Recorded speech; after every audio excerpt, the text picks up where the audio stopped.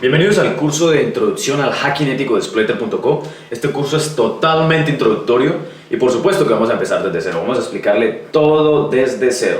Entonces, lo primero que vamos a hacer es ver un par de metodologías del hacking ético, del penetration testing, que se llama PTs. Vamos a empezar por PTs, que es Penetration Testing Execution Standard. Por supuesto, el hacking ético no simplemente consta de penetration testing, también hay cosas como ingeniería social, también hay cosas como análisis de vulnerabilidades y cosas que engloban test y pruebas de penetración que no solo se enfocan en lo que vamos a ver ahorita, sino que a veces suelen ir un poco más allá, ¿no? Y para eso, también eso a veces depende de la empresa que nos contrate. Pero vamos a ver PTs, que es como el estándar y lo que más necesitan generalmente las organizaciones son penetration testing. Entonces vamos a empezar con la fase de preacuerdo. La fase de preacuerdo consiste en las interacciones primarias que tengo con mi cliente. El cliente aquí me dice el alcance que debería tener mi test de penetración, hasta dónde puedo llegar, qué IPs puedo atacar, qué servidores puedo atacar, qué infraestructura de red puedo atacar. Aquí también tenemos que especificar unos puntos importantes. Aparte del alcance, tenemos que especificar el contrato de confidencialidad, que quiere decir que yo voy a recolectar información de mi cliente, probablemente durante el test voy a acceder a información privilegiada, pero que no la voy a liberar, y en eso consiste la ética de un hacker ético, ¿no?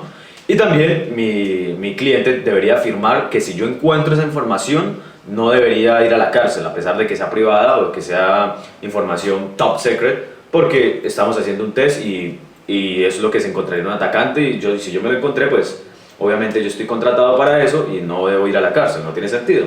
Y también viene el tema de los pagos, ¿no? Aquí en la fase de preacuerdo se especifica cuánto me van a pagar, por qué me van a pagar, cuánto tiempo va a durar el test, bueno, todo ese tipo de cosas. Y también hay algo importante, es que cuando nosotros estamos haciendo un penetration testing, probablemente vayamos a acceder a servidores, probablemente vayamos a acceder a computadores dentro de la red, probablemente vayamos a acceder a muchas cosas. Y si nos encontramos con algo crítico en esos sistemas, tenemos que avisar de inmediato a los administradores de sistemas. ¿Qué es algo crítico? Por ejemplo, si entramos a un servidor y nos dimos cuenta que es el zombie de una botnet, es algo que se tiene que solucionar de inmediato. Entonces tenemos que llamar a los administradores del sistema. Entonces aquí en la fase de preacuerdo nos dan toda esa información y nos dan los términos para realizar ese tipo de contactos, ¿no? Después viene ahora sí el penetration testing como tal, la fase del hacking. Entonces empezamos con information gathering, que significa recolección de información en español.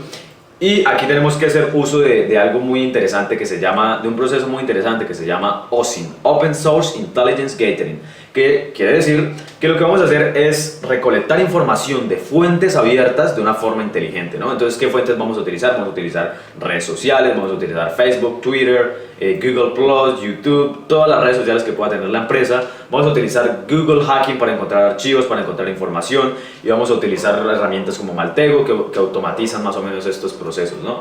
Y es algo importantísimo porque la información que nosotros recolectemos es la que nos va a dar probablemente el éxito del pentesting.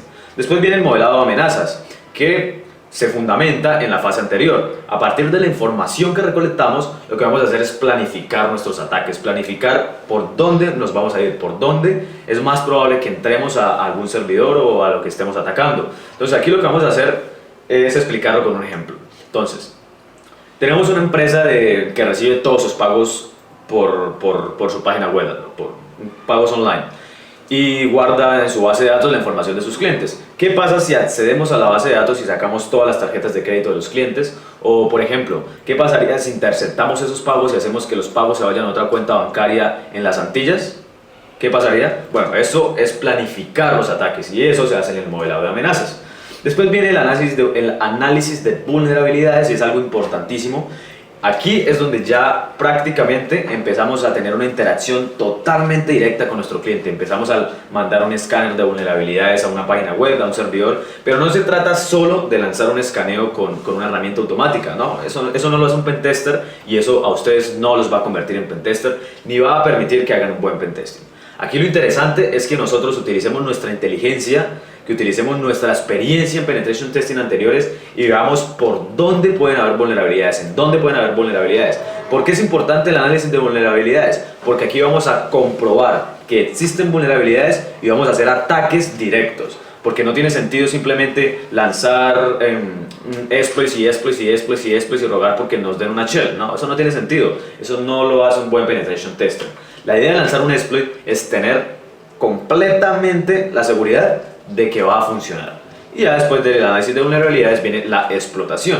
La explotación es una de las partes más importantes del penetration testing, porque aquí más o menos determinamos el éxito de él. Si nosotros logramos entrar a un lugar, prácticamente el test de penetración tuvo éxito. Entonces aquí es importantísimo que si vamos a lanzar un exploit estemos seguros de que va a funcionar, que si vamos a hacer algo estemos seguros de que va a funcionar, y si lo logramos ya empieza una fase posterior a la recolección de información, al análisis de vulnerabilidades, que es la post-explotación y el reporte. La post-explotación es importante también. ¿Por qué? Porque si entramos a un sistema podemos seguir escalando, ¿no? Podemos seguir encontrando información, podemos romper contraseñas, podemos entrar a otros lugares de la red, podemos poner un keylogger, podemos por ejemplo robarle la contraseña de administración del servidor en Amazon al administrador de sistemas y entrar por SSH, o bueno, SSH no, pero robarle la clave RSA y entrar al servidor por SSH y borrar todo, ¿no? Eso se haría en un proceso de post-explotación. Entonces es importantísimo, además que aquí podemos empezar a escalar dentro de la red, ¿no? Podemos pivotear, como se le conoce, y entrar a otras terminales dentro de la red y todo lo que se nos ocurra en cuanto a robo de información. Y después viene la fase final, que es el reporte. Aquí hay algo importante, esta fase es importantísima y muchos pentesters la han olvidado. ¿Por qué? Porque es una fase de solamente escribir y describir lo que se hizo, y a veces se torna aburrida, por supuesto. A mí me pareció aburrida, a veces siento que estoy perdiendo mi tiempo, pero esto es importantísimo para nuestro cliente, tal vez no para nosotros, pero sí para nuestro cliente. Entonces, ¿qué vamos a hacer en un reporte? El reporte es importante que tanto el CEO de una organización, el presidente de una organización, como los administradores de sistemas entiendan qué fue lo que pasó. Para eso entonces tenemos que hacer dos reportes. Un reporte ejecutivo, que es el que se le va a presentar a la junta ejecutiva de la empresa, al CEO, al gerente, a la persona encargada del tema de seguridad y de protección de la información, y otro reporte técnico. Ese reporte técnico ya se lo vamos a entregar a los administradores de sistemas y a las personas que entienden pues los términos, ¿no? Entonces en el reporte ejecutivo tenemos que darles una visión general de lo que fue el penetration testing, tenemos que darles un perfil de riesgos, ¿no? En cómo está la organización respecto a otras organizaciones del mismo nicho de mercado, respecto a la competencia, por ejemplo, cómo está la organización en términos generales, y darles como un bajo, medio, alto en cuanto a vulnerabilidad, ¿no? Para que ellos más o menos entiendan.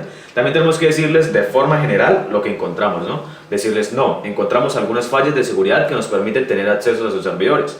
Eso sería para el reporte ejecutivo, mientras que para el reporte técnico sería, encontramos una vulnerabilidad de tipo no sé qué en el servidor SSH que se ejecuta en el servidor en la IP no sé qué, bueno, todo ese tema, ¿no? Eso ya sería algo técnico.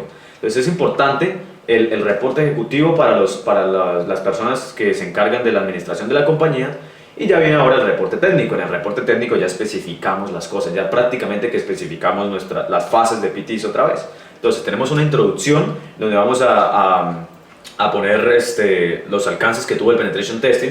Tenemos un information gathering, una fase de recolección de información dentro del reporte, ¿no? Dentro del reporte. Ahora estamos hablando del reporte, ya no del penetration testing, sino del reporte. Entonces tenemos que describir nuestra fase de recolección de información, qué fue lo que encontramos.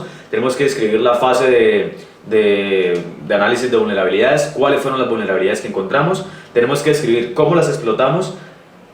Pues a las vulnerabilidades tenemos que describir nuestro proceso de post-explotación, hasta dónde logramos llegar. Tenemos que describirles el nivel de riesgo que tiene todo esto, qué tanto están expuestos a que un atacante pudiese entrar y robarles y tumbar la organización, y pues una conclusión de los alcances finales del test, ¿no? Entonces así funciona PTs. Espero que si ustedes en algún momento van a aplicar esto al mundo profesional, lo hagan de una forma rigurosa, de una forma sistemática, de una forma metodológica, porque para eso están escritas estas metodologías, ¿no? Son totalmente profesionales, y si ustedes quieren ser unos profesionales del hacking ético, unos profesionales del penetration testing, practiquen con nosotros, por supuesto, y traten siempre de aplicar metodología a sus tests de penetración.